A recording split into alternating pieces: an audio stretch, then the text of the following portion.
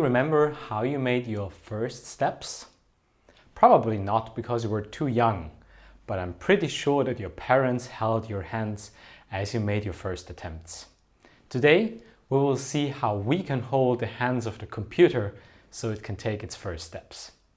Welcome back to the Applied Deep Learning course. Today we're going to take a look at a super exciting area of machine learning, which is reinforcement learning, and learn about how deep learning has brought a new wind into this field and what cool things you can make with it. Last week we talked about a couple of things, and when we talk about the capacity of a machine learning model, we typically mean the ability of that model to fit a variety of functions. If the capacity is high, it can fit a very complex function. If the capacity is low, it can only fit a limited family of functions. What affects the effective capacity? Well, there is a wide range of things that we can do that affect this capacity. Some things that we can change increase the capacity. For example, if we add more neurons to our network, if we add more layers or broaden the input, that would increase the capacity. Some things would decrease the capacity, like introducing regularization, stopping the training early, and some other methods from the family of regularization. And of course, the learning rate affects the capacity in such a way that once we hit the sweet spot where the learning rate is optimally tuned to our problem, we get to the lowest loss, to the best result that we can. Can increasing the training set size improve performance? Well, it definitely can. However, sometimes it might be quite costly to gather more data and increase the test set. But for deep learning, I would say the rule of thumb is the more data you have, the better you are off, because the machine can then learn to sample from all of the variations that there are. So ideally, if we have 10 different possibilities, we would like to see all of them in our training data to kind of extract the most likely distribution that reflects our underlying data. Let's head over to this week's topic, reinforcement learning. Reinforcement learning can be defined as learning how to make good sequences of decisions. Now let's break it down. So we initially don't have any knowledge and we want to learn what positive effects we can get and what steps we have to take to get to the desired outcome of what we want to achieve. Good sequences always refers to some utilization function. So unless we measure our actions in some respect, we can't say whether a decision is good or not. So there always has to be a utilization function which says, okay, this action or this state that you are in is desirable, and it's not just a single decision, but always a sequence of decisions that leads us to that. Imagine that you're a toddler and you want to eat soup, you want to learn to eat soup. Well, then your utilization function would be the amount of soup that you manage to get with the spoon from the plate into your mouth. And it's not that you miraculously will be able to perform this task from one day to the other, but you will try, you will fail, and ultimately we learn how to eat soup with a spoon. There are a bunch of classes of learning problems. Some of them we've already talked about before. The first class of learning problems is so-called supervised learning, which is what we've done most of the time so far. Whenever we're doing image classification or object detection, what we have is our data, which consists of the input itself, X, and the target label Y, which we want to map to. So the goal would be of machine learning now to take X and learn this mapping function that takes X and maps it onto Y. For example, we show it an image of an apple and it learns to say, this thing is an apple. The second class of learning problems is so-called unsupervised learning. And it's related to supervised learning, but there is one thing missing that you will notice immediately. There is no target label Y. So we only have our data and no one is telling us what we should map this onto. And what the goal then would be of machine learning in unsupervised learning would be to learn some structures of the underlying distribution of our data. For example, we show it images of apples and it learns that, well, these two things are similar. They have the same shape, so probably or likely they are the same object type. But maybe the color is different, so on one axis, one dimension that it learns, it would put them close together because they're both apples, and on another dimension it would say, okay, this one is green, this one is red, so I'll put them far apart from each other because they have different colors. That would be unsupervised learning. And the third class of learning problems that we're going to take a look at today is reinforcement learning, where we have state-action pairs. And the goal of machine learning in reinforcement learning is to maximize the future rewards over many time steps. Staying with the apple example, we want to learn to eat this thing because it will keep you alive. We need to eat something, and by the way, apples are healthy, so this should give us a high reward when we eat this thing, which is an apple.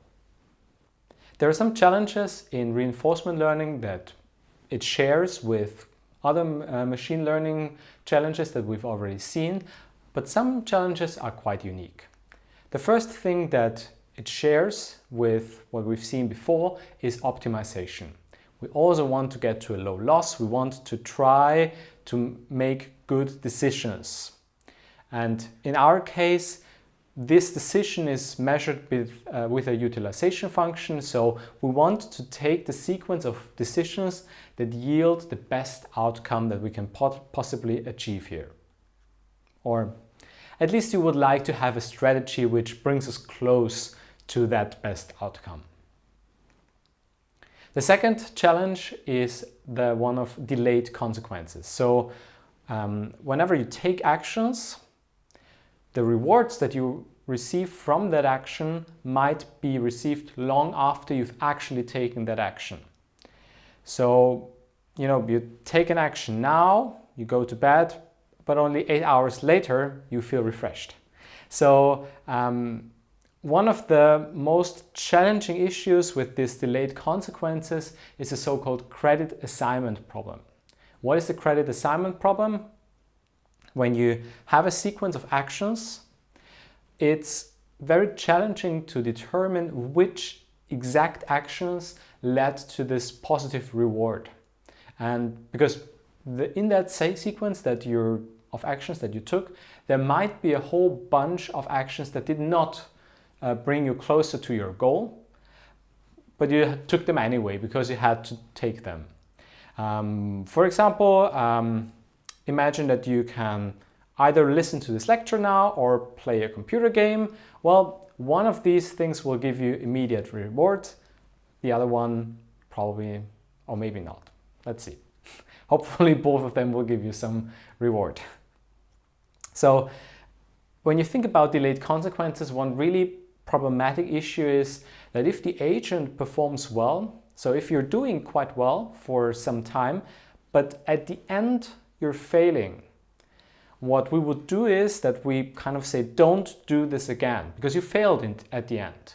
However, everything that we did up until the point where we made a poor decision was good. And now this credit assignment problem is kind of really challenging to say, okay, that subsequence initially was good, we should keep it, we should redo it again, and only from that point in time where we degraded, we should do something else. So that's really challenging to do here. Another challenge is exploration. We're trying to learn how the world works by trying and exploring and often failing to do the intended goal, to achieving what we tried to do here. And one of the biggest issues with this exploration is that the environment that we're operating in often is only partially observable. So we only see part of the environment, and we only ever get rewards for actions that were actually taken. So whether you take the red pill or the blue pill, you don't know which rewards you would have gotten from the other thing, because we only have one life. You can take it and then observe what effect it has. You can't predict the future of saying, okay, if I take that, if I had taken the other thing, what I would have received. So we actually have to execute our actions in the environment to learn the effects of it. And sometimes exploration has an issue that it never finds a good solution. So you're wandering around, you're trying to find good solutions, and you never get to any point where you perform your task that you're trying to achieve reasonably well. And the fourth challenge for reinforcement learning that is specifically tricky here is generalization, where we try to generalize from something that we already know to something that we have never seen before. So when you think about reinforcement learning, it would mean that we want to have a set of rules that tell us how to operate and which thing to do at each time step, even if we've never seen the situation before.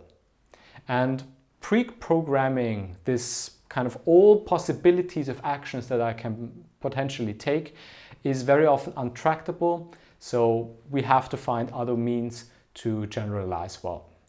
And machine learning is obviously one way of doing this. There are a few key concepts and terms that you will encounter all the time, so it's really important that we talk about them at this point so you understand them. First, we have an agent. The agent is the central component. It can be a drone, it can be a figure. In real life, it's you. You are the agent that is operating.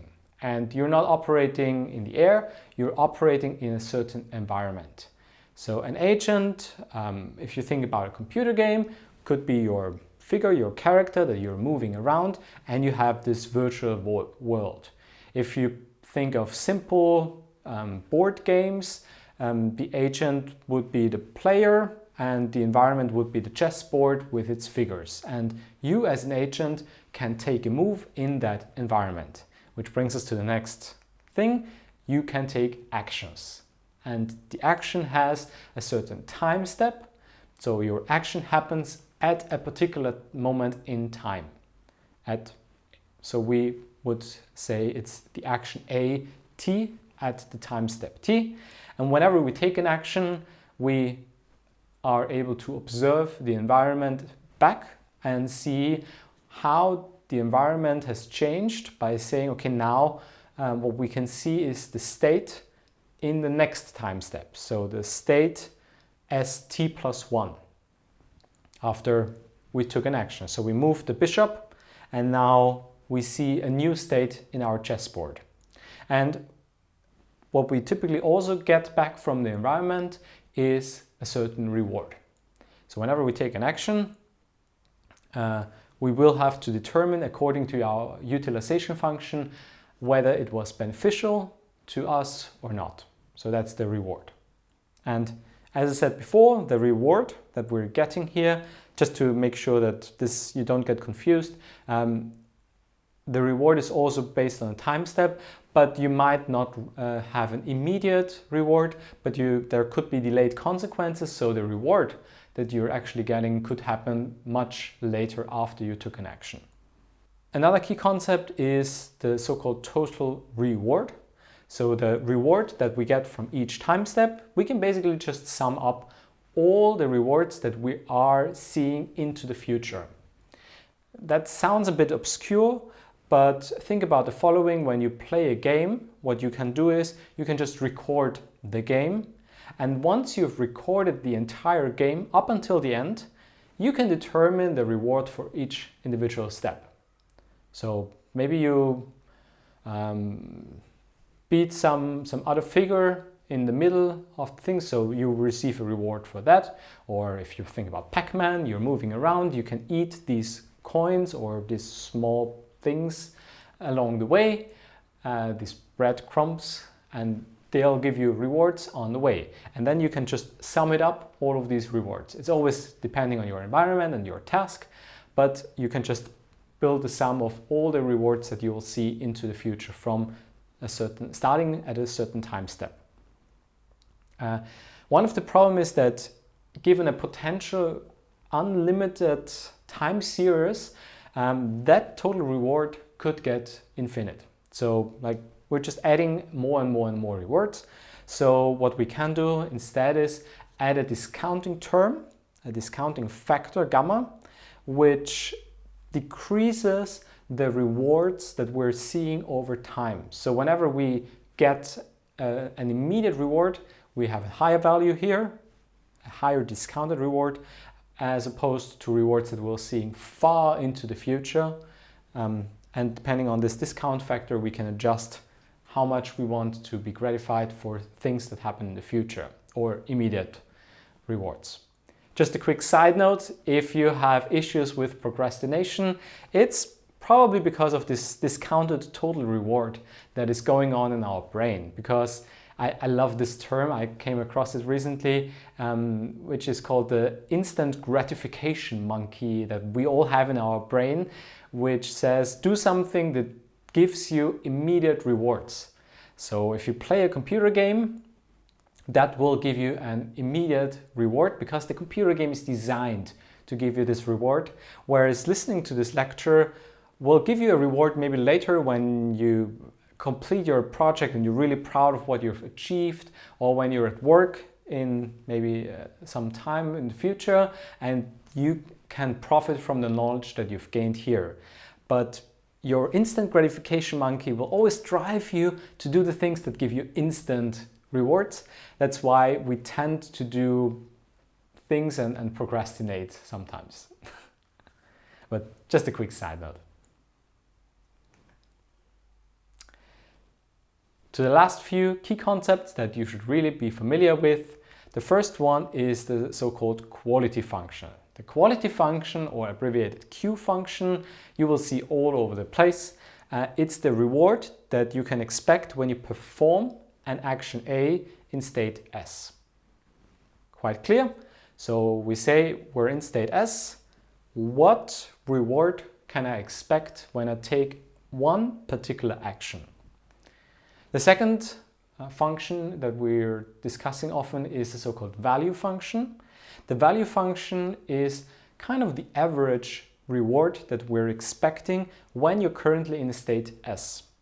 It just evaluates, so it's not bound to a specific action, but it just says you are in state S, how good or bad is that state? What reward can you expect on average when you are in this particular stage? And think about a chess game. You can have a position where you're likely to win and then you'll have a high reward here, or you can be in a state that is poor where you're likely to lose, then the value function will give you a low value. And the third thing here, which is from this broad category, is the so-called policy function, which is the oracle. The oracle that says you're in this state, you should take this action to maximize the rewards that you can receive. So it's a probability that a certain action A is the best option in your state S. Given these functions, we can actually compute or design one more function, which is called the advantage function. So given the quality function, which says the given state S, how good an action is, and the evaluation of the average of that state, the value function, we can compute the difference between these two things, which tells us how much better the action A would be compared to the average actions that we could take from this state.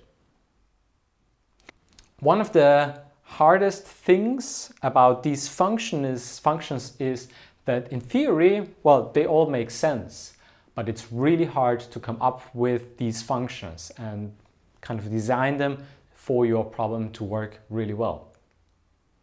We've actually already seen one of the value functions when you think back of the first video in the first lecture, that's not the first video, but the video in the first lecture where I showed you the computer being able to play StarCraft.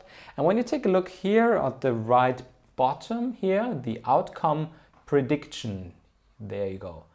This is pretty much a value function in the sense that they evaluate the state that the machine is currently in. So it considers the number of units it has, the terrain it explored, the resources, how many enemy units there are, and out of this it tries to predict whether it's likely to win or to lose. So it's kind of the value that says at this state that I'm currently in, what are the chances of me to winning or losing?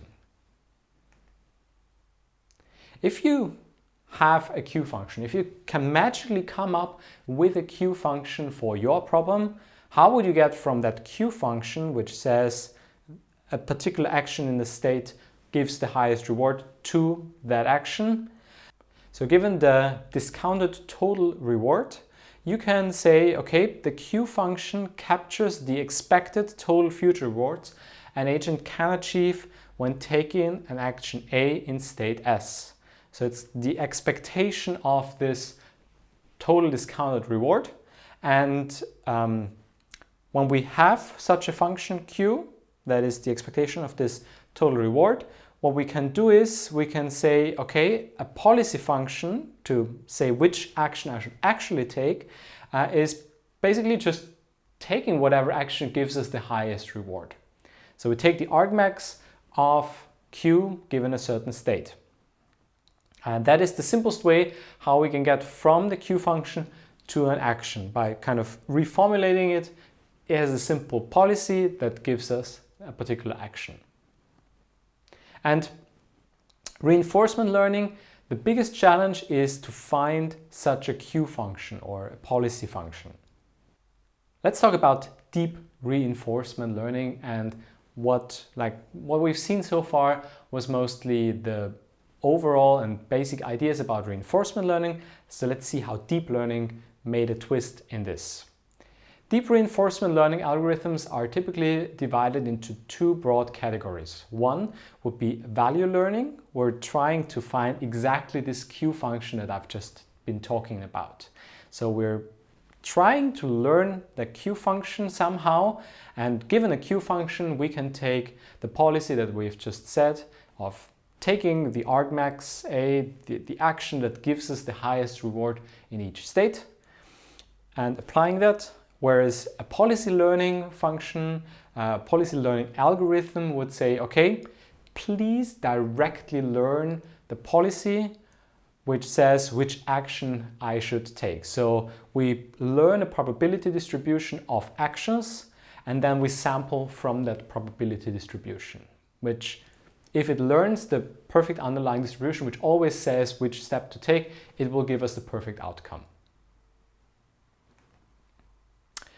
Deep Q networks are one family where we see how deep neural networks and Q functions play together. So how this works is that we have a deep neural network in the middle, and what we feed into the neural network is the state S, all of the environment variables that we can observe, and the potential action that we can take. So we start with the first action, move right in this game here, and it will give us the quality, and it should learn the quality function that is the expectation of this total discount reward that we're about to see in the future.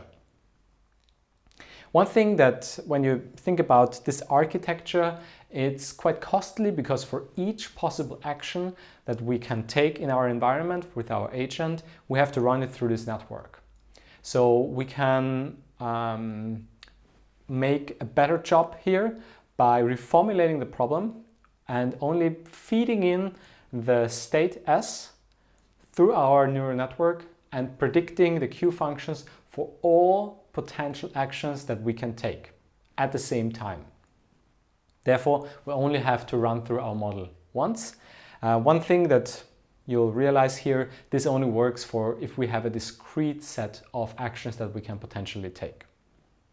So how do we learn this thing? The Q function is a function. And what machine learning models and neural networks do, they approximate functions. So it kind of makes sense. And when you think back of the parts that we need to train a machine, you need a model, you need a loss function, and an optimizer. We already know how to optimize this. So we just need a loss function really here. And we can take the mean squared error between the result that we can observe at the end when we play the game and the prediction. And ideally we just want to have very similar functions, to have the loss, the difference between what the network predicts, what the future reward will be, and our actual reward to be as low as possible. So we just use the mean squared error here. The right part here, Q of SA, would then be the predicted output of our network model, and the left thing would be the target. How do we get the target? We play the game, we record all the steps, and afterwards we can just compute this because we know the rewards that we've seen until the end of that game.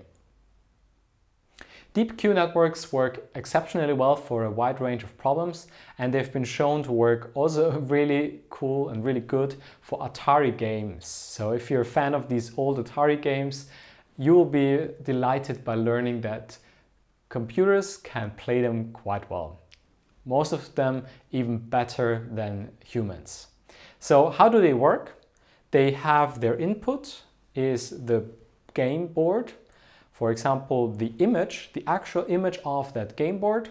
You use a convolutional neural network to extract features and to learn what the specific things mean in that network. And then you have a classifier in the end, because what we ultimately want to output is an action that the neural network should take. So it's a classification problem, and we already know how to do classification with neural networks. So you can have a couple of fully connected layers in the end, and then they predict which action you should take at each time step.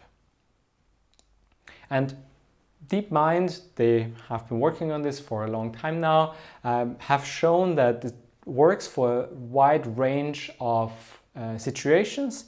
And for the left part here, what is also quite interesting for you to know is that you can use all of the existing knowledge that we've already gained. So you can use a convolutional network, you can use recurrent network, you can use combinations of these depending on your problem. If you think it would make sense to have some sort of memory back to what you've seen before, then use a recurrent neural network. If you don't think that remembering the past is that relevant, you don't have to use it. You can just use a standard convolutional neural network if you have images. Or just use a fully connected layer if you have maybe time series or other things where you don't need to have that grid-like input. This is the overview of Atari games that they trained on.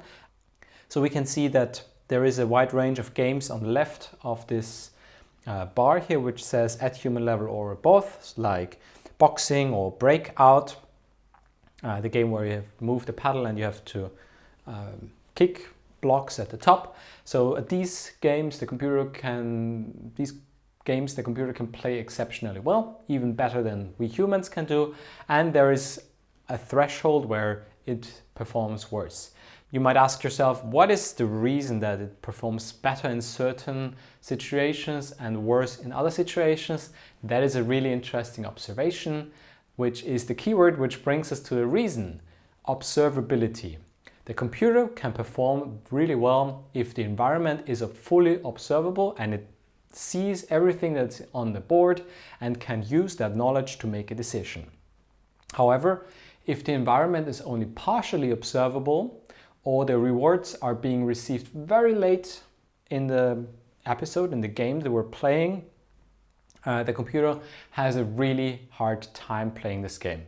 One example here would be the end of this thing here. You can see Montezuma's Revenge. which is a jump and run game where you have to jump around and find a key, and then with that key you can, I think, open a chest or something, and that wins the game. So most of the actions that the computer takes will not see any rewards up until the point where it actually wins the game.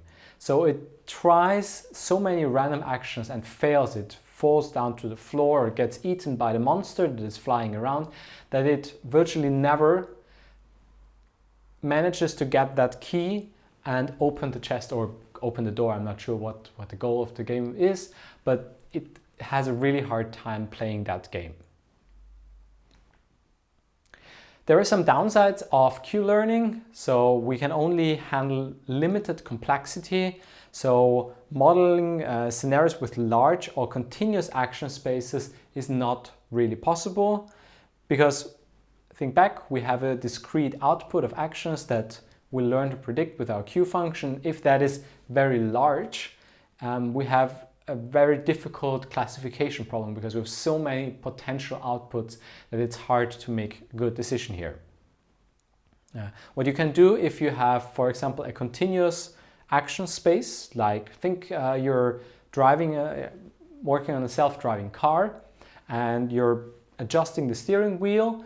Of course, that is a continuum that you can position the wheel, the steering wheel, but you can just discretize this and just say, okay, I have maybe 20 or 30 discrete steps where the position of the wheel can be in, and then you're saying, okay, please give me one of these 30 possible outputs, and then this kind of problem becomes handleable. It's also, in terms of flexibility, Q-learning is a bit limited as it cannot learn stochastic policies, because the policy is deterministically computed from the Q function. We know how we get from the Q function to the policy by just taking whatever action gives us the highest reward. And if their next state has a random component that means it's stochastic, we cannot handle this stochastic process with Q-learning. So what can we do instead? We can, with Q-learning, we're learning to approximate that Q function and then infer the optimal policy by always taking the maximum, the action that gives us the maximum reward. But we can also directly learn the policy, and that will be called policy gradient, where we try to learn the actions that we should take in whatever state we are. So we again feed the state into the deep neural network, and what we try it to learn is the policy of potential actions given that state. We're basically learning what is the correct action to take, instead of saying which action gives us the highest reward and then taking that action. Do you see the difference between these two? I hope you can see the difference in these two functions. So how do we train policy gradient? How can we achieve such a thing? First, we run this algorithm. We run the policy for a while. If you think of the game Pong, you have this paddle, like two paddles that are moving up and down, and the ball goes back and forth, and you can either move up or down or not move at all. In this case, you can only move up or down, and you record the sequence. So the ball goes back and forth, and ultimately it hits the wall behind one of the paddles, and you win or you lose. So that will be the reward. If you win, you get a positive reward. If you lose, you get a penalty. So we run the policy, whatever initially we've come up with, for a while, and then our learning process would try to increase the probability of all those actions that led to a higher reward, and decrease the probability of all those actions that gave us a low reward. Sounds quite obvious, I think.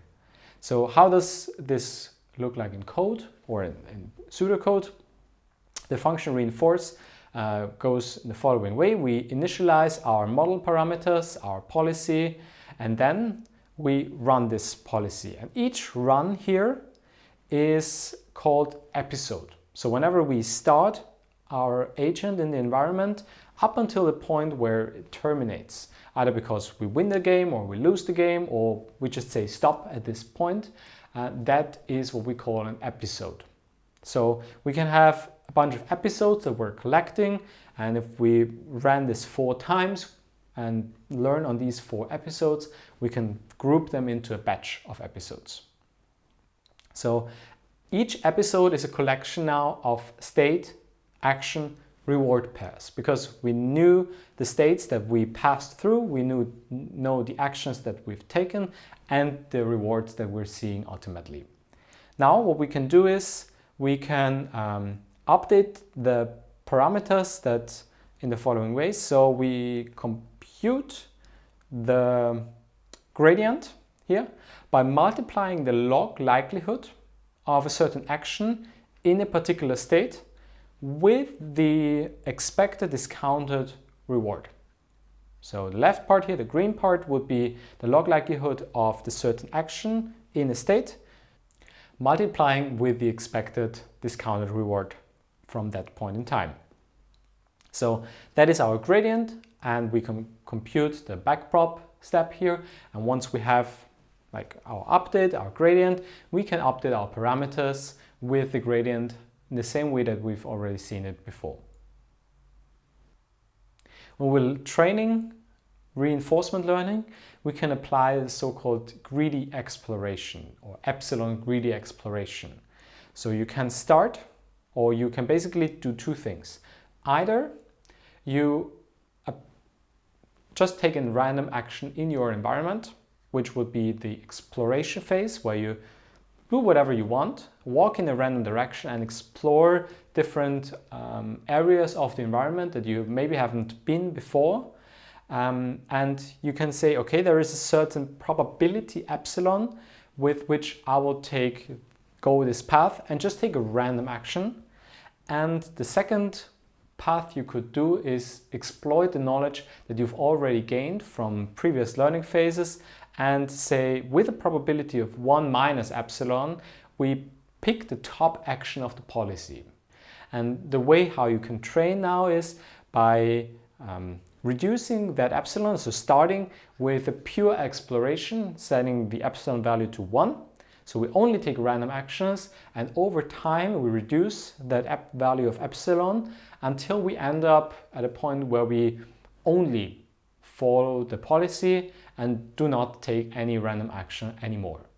But by doing this greedy exploration, this epsilon greedy exploration, we can find a good balance between exploring our environment, exploring new ways to solve the problem that we're tackling, and making use of what we've learned before.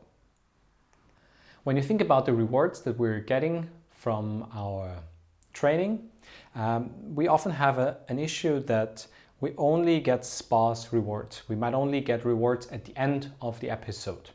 So the natural idea would be now, if we have this issue that we're only being ever rewarded at the very end, we can potentially incentivize the agent to go into that direction if we give him something along the way. The idea would be to shape the reward in such a way that the agent receives more rewards along the way. So we can design more mechanisms that produce these more frequent rewards, and by doing so it becomes easier for the agent to converge to the solution that we wanted to go to. The downside of reward shaping, though, is that it's a custom process that needs to be redone for each task, and we have an alignment problem. So when you shape the reward function, it might happen that the agent finds an interesting or funny solution which maximizes the reward from the thing that you shaped it to do, but that did not end up doing what you initially had in mind and that you wanted it to do. So one quite fun example from a student from last year was he was programming an agent that was moving around in a game terrain. I think it was a chameleon that was learning to eat flies and avoid rocks. So it was moving around, and whenever it found a fly, it got a positive reward. When it hit a rock, it was penalized. And the issue was that the agent was always bumping into walls. And he didn't want the agent to bump into walls. So what he did was he added additional rewards, in this case an additional penalty if the chameleon hit the wall. So it would kind of prevent the chameleon from constantly running into these walls. And what happened? Instead of avoiding the walls and just walking away from it, the agent became paranoid. It became so terrified of walls because the penalty it received whenever it bumped into the wall was so high that it stopped moving altogether. It was just standing still and it didn't do anything anymore because that gave the highest reward to the network, like 0, which is higher than all of the negative rewards that it learned when it bumped into the wall. So you can see from this example that whenever you do reward shaping, you might end up with this alignment problem that the network might learn something that's surprising and that you did not have in mind initially. And finally, it limits the solutions of these rewards to what we can imagine and what we can come up with. And if we don't dream up better rewards, the network is lost here. So instead of shaping the reward, we can also just add new tasks. And some of these auxiliary tasks, how they call them, can be supervised with what we design to give additional rewards, or it can be unsupervised. And this is a really interesting example of the second category of unsupervised auxiliary tasks that we don't have to shape in some way to say, doing this gives you that reward, but the agent is just incentivized from these tasks. So the game that they're playing here is that you are walking around in a three-dimensional maze, and your goal is to pick up these apples and objects. And what they're doing is they're adding 3 additional rewards.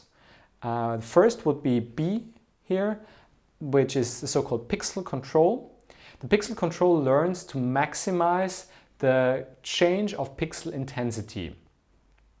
Why would you learn to change the pixel intensity? Well, whenever the pixel intensity changes somewhere, so you take a turn, you are moving. You are going somewhere where you haven't been before. If you're standing still, intensity of pixels will not change. So that additional task here will incentivize the agent to move around and explore places where the background changes, where the image changes, where it sees something that it hasn't seen before.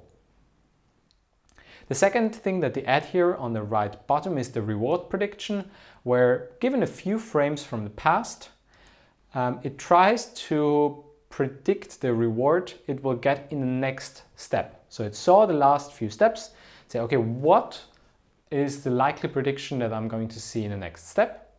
And the third reward the third task that they're adding here is a so-called value function replay, where you're trying to predict future rewards starting from a state S.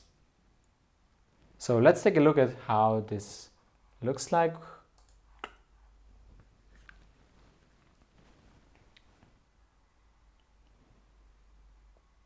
So the agent is moving around, trying to pick up some objects, apples or lemons or whatever that is supposed to be. And you can see it's doing a pretty good job.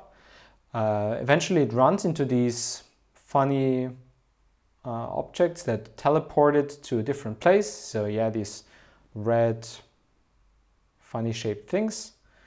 And it's doing a pretty good job. So it's exploring the world and moves a little bit shaky to the left, to the right, but it doesn't hurt too much. And it can also learn to do other tasks like shooting this laser. And yeah.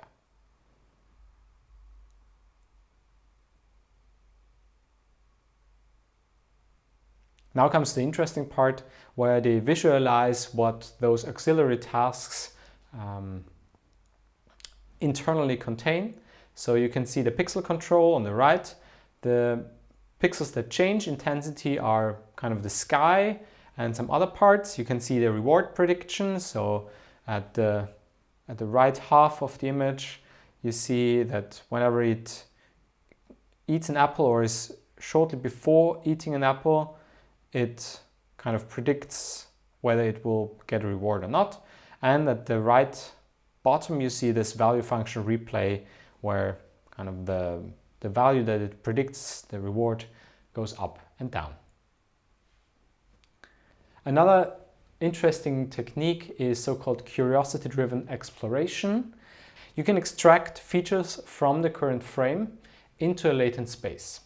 Why would you do this? So between the thing that we can observe and the things that matter from our environment, that mapping would be learned from extracting features. So this allows the network to say, okay, what of our environment is relevant and what is not. It's learning this mapping from the current frame into this latent space. And given latent space representation for the next frame, the forward network tries to predict the same latent representation. So let's take a look at the figure. So that is our agent here. We have policy, which takes an action, and we move into the next state. And this is the interesting part here. So we have the state S at the time step t. We can extract some features. And we have a forward model, which tries to predict, given the representation from the last state and the action that we're taking, the same representation of the next time step. And then when we roll out the policy and play the game, we actually know that feature here as well, that representation. And what is the effect of having both this latent space representation of the next state and predicting the same thing? Well, that way, what happens is that when the agent is in an environment where it has been before, the prediction of the next state will be quite accurate because it has already seen this before, so it knows how the environment will look like a little bit into the future. Therefore, when we take now the difference between these two things and use that as an additional reward, we will see that if it has already seen this before, the reward that it gets from this component here will be low. And if it is an environment that it has never seen before, it will do a really poor job at predicting the next state. So the difference between the actual latent representation of the next state and what the network predicts will be high. So it will drive the agent and reward it for exploring unseen parts of the environment, which is a really interesting thing to have, and it really can help your agent to perform much better.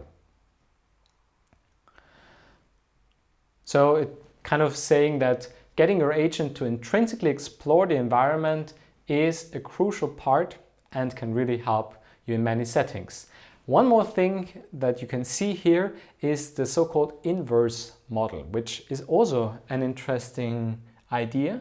So what you can see here is that given the latent space representation of the state st and the latent space representation of the state st plus 1, the inverse model learns to say, okay, so we were in that state, now we're in this state.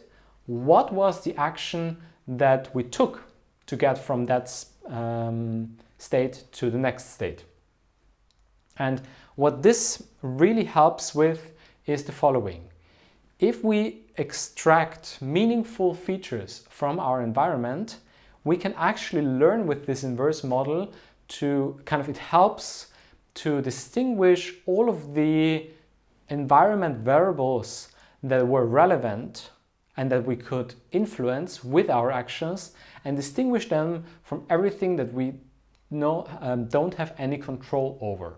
Because the state change, if we don't have any control, will be independent of our action.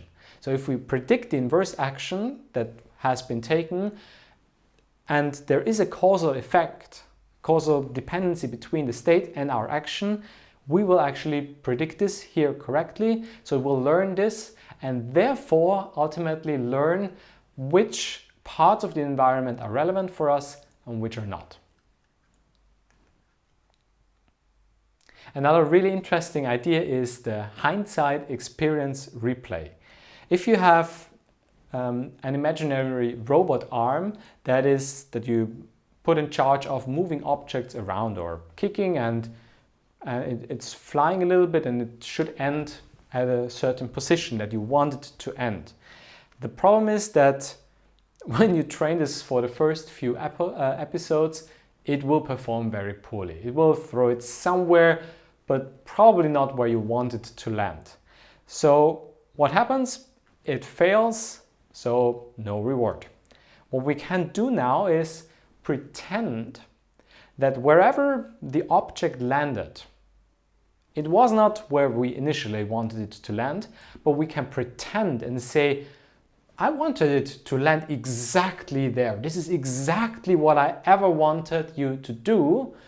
And we create this virtual goal. So the goal here in the image is that part here, but it actually landed here. That's the outcome. So what we say, we define this part here where the object landed as our virtual goal, and by saying that is our goal and pretending that is our goal and changing our goal on the flight, we can say, okay, I can give you a reward because you did exactly what I wanted you to do. And one really positive effect of this is, apart from having more rewards for your machine, that once you get to this point where you want the arm to move the object to that location, it has already seen it before. It already pushed it there once, so it had some learning for that action. So this is a really interesting technique that can help you accelerate your learning. Some of the practical reinforcement learning tips that I can give you along the way. First of all, the OpenAI Gym, which is a great toolkit for developing and comparing reinforcement learning algorithms. It contains a really clean way of training reinforcement learning environments. It has some built-in environments, for example, for all these Atari games, which makes it really easy to train and play around with it. And I would actually go that far to say this OpenAI Gym is kind of the MNIST playground for reinforcement learning if you want to try out a new algorithm or a new gradient policy or something along the way. How does it look like when you do something with OpenAI Gym? That is a short example here, how you can play Pac-Man with this. So you say import Gym, you make the environment where you specify Pac-Man as your environment. You reset the state to the initial point where Pac-Man is in the center and the ghosts are somewhere around. You say, well, not done yet, and you initialize the total reward to 0. Now, until we're done, so until either the monster has eaten us or we've captured all those coins or bricks along the way that give us some reward, we're playing this. So what we do is we render it, so we kind of display it. If we don't want to render it, then we don't need this command. And then we sample from our action space. Our action space are all of the actions that we can take, like go left, go right, top, bottom, up, down, or stand still. Maybe if that is also possible. And the easiest way how that would play here is just take a random action. So we just sample from those possible actions, and then we apply that action in our environment. We take a time step in that, and that time step gives us a new state that we are now in, potential reward if we've found one of these things that give us something, and it also says whether the game is over or not, and until the game is not over we can repeat that in a loop. And if we receive any reward, we can just sum it up to see when we and kind of remember this, the memory of when we received which reward. This is an interesting example of how you can play Pong from pixels, and we're going to take a look at the code now, how you can use a very simple neural network to learn to play Pong from the pixels, from the raw pixels. Okay, we're now in our code, and what you can see here is that we're initializing a few parameters. So we're setting the number of hidden neurons in our hidden layer. We're saying how many episodes of the game it should play before we start learning, and some more parameters here. And then there is the model. So it's a really simplistic model, which is just 2 weights. And in the forward pass, when we go forward, here you see how to be computed. So you take the model, you multiply it with your input x, you do a ReLU, nonlinearity, which is super interesting to say just, okay, whatever is below 0 is 0. So that's a ReLU activation in its most simple form. Then we apply a second multiplication and apply a sigmoid function, and that is our probability that we're seeing as the output here. What else is here to see? They also do some pre-processing to kind of only take a look at the relevant parts of the game board. Here they show how to compute the discounted reward by running over that memory of rewards that we got along the way in the reverse order. There is the backward pass, how we can backprop, and here is the actual thing that we've been waiting for. So we create the environment, we reset it, and here in this loop we render it, and then we can observe so here is the policy forward, where we kind of run our action, and I think it's doing some random actions here at the beginning, and eventually here it will take that action that we've decided on taking, and we're getting some rewards back, done, info, and so on. And if an episode is finished, so if we played this until the end, until the game, like the ball hit the wall, we can now do our policy backward step and compute the gradient and do all those nice things. So let's run this short program and see what happens. So that is our Pong program. As you can see, it's not doing very well because it has just been initialized with random values. Eventually it will hit a ball, possibly only by accident. Let's watch a little bit longer. I think eventually, after some time, it will be lucky enough to hit the ball once or twice, so it goes into the enemy's wall. Yeah, it's doing a really poor job at the beginning. But as you can imagine, after a while it will do this, and I leave this as a playground for you to run this small example on your home computer, maybe add a few more layers or play around maybe with a convolutional network and see if you can change this. And of course, all of this code that you're seeing here, they manually did the forward pass, the backward pass, the model computation. So if you try to achieve the very same thing with a deep learning model, you can probably get a much smaller code base while you just compute a few steps with PyTorch, for example. And you can just say backprop and it will do everything for you. Another reference framework that I find particularly useful for reinforcement learning is RLPyT, which is a modular implementation for deep reinforcement learning in PyTorch. And you can play around because they already implemented many of the algorithms that are really popular here, like policy gradient or deep Q-learning that we've seen before, and a lot of other functions and algorithms that belong to this family of reinforcement learning. And you can learn a lot about reinforcement learning from this and by sticking to this framework that they are giving you, it can also help you to guide you.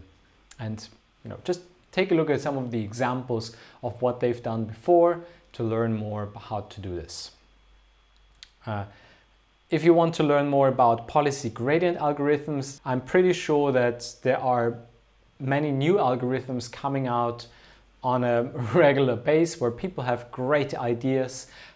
We've already seen the reinforce algorithm, but there are, as you can see here, almost 20 different algorithms that are just described in this single article.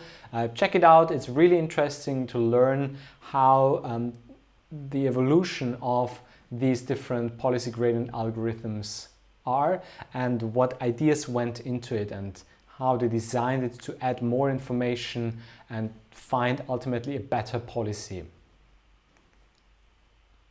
Spinning Up Reinforcement Learning is also a very excellent resource that I can absolutely recommend, where they have a good summary of tools and background information that really helps you to get started with reinforcement learning.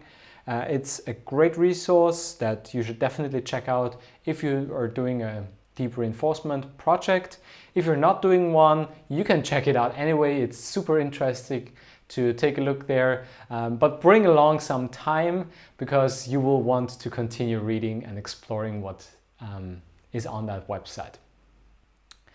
A few interesting examples of reinforcement learning that we've already seen come from DeepMind company that now belongs to Google. And what they did in 2016 was remarkable. They managed to train a machine to play Go, and not just to play it in any way, but to play it so well that it beat the world champion in Go. Their program was called AlphaGo, and they trained it in the following way. They started with initial training of human data. So they had experts who played the game, and the machine saw those replays of the games that the human experts played and tried to mimic their behavior, tried to become as good as the human experts in these games. And once it got to a certain point where it fundamentally understood the game and was reasonably well playing, they copied the model, and then they had 2 copies, and they let those 2 models play against each other. And the good thing of the self-play mechanism is that whenever you have 2 opponents, one of them is bound to win. And when you win, you have a positive reward. So you did something wrong, and whatever the loser made wrong, you can also learn from that and get a negative reward. And therefore you can self-train that network to become better and better in this game. And the third step, what they did was they learned a value function, a value network that takes the status input and outputs the maximum Q function. It's kind of this Q function for each state. And if you have a value function, think back of what a value function is. It says which states are desirable and which states we would rather have to avoid. We should rather avoid. It tells us which states are desirable and which states we should rather avoid. And the value network is also used to prune itself in an intelligent way. So if the network knows that a certain state is undesirable, it will stop executing actions from that branch. So if we're already in a really poor state, why should we simulate anything else in that state? We'd rather try to find a different path in our network. And in 2016, they beat the top human Go player, so the world champion in this game. And why it's so particularly remarkable? Because the game of Go has a really complex state space. It's super large in terms of possible states that the board can be in. And did they finish there? No. They got really curious and thought about, well, how can we get even better? And can we use this framework that we're used now to train Go for something else? And it turns out, yes, you can use the same ideas. So what they did in 2018, they published another work called AlphaZero. And instead of having the humans pre-train a network with experts, the framework just learns everything from scratch on its own through self-play. So you have the rules, you have two models, and you just let them play against each other. And what you can see here is for 3 different games, chess, shogi, and Go, that if you train it for a certain number of steps, they will become better than the baseline that they're using. So what you can see here is this ELO, the rating system, which is a relative skill level for players in zero-sum games. And it postulates that each player's skill can be modeled with a normal distribution with a certain center. And when 2 players have the same rating, they are likely to win for the same amount of games. And what you can see here, of course, Stockfish, I think, is a chess robot, chess machine, a program that has a certain number. And after a while, it consistently was beating that computer game, that computer program. And you can also see that for other games that AlphaZero was consistently beating whatever they've trained before. This is a really interesting quote that I don't want to hold back from you. The world champion said, Demis Hassabis playing style feels alien. It sometimes wins by offering counterintuitive sacrifices, like offering up a queen and bishop to exploit a positional advantage. It's like chess from another dimension. And this might sound scary, but it's really remarkable to see that the computer learned to go into certain directions that were so out of our realm of imagination, but eventually got to a better solution than we could come up with. 2019, I would say, was yet another milestone in this evolution of what DeepMind achieved. And what they did is they were able to train a machine to play StarCraft 2, which is a real-time strategy game where you move figures around, you build up your base, and you have to defeat the enemy.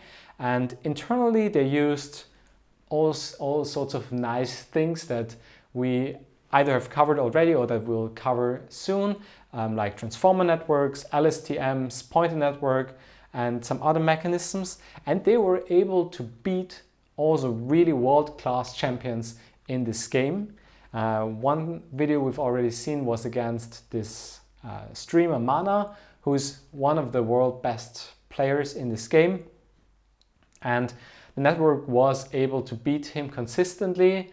I think only one game the player won, Mana, and he exploited some bug where it kind of lured the enemy to go up and down, follow one unit, and while that computer was following the player's unit, it was able to destroy the enemy base and therefore win the game. But it was, he also described this as a kind of super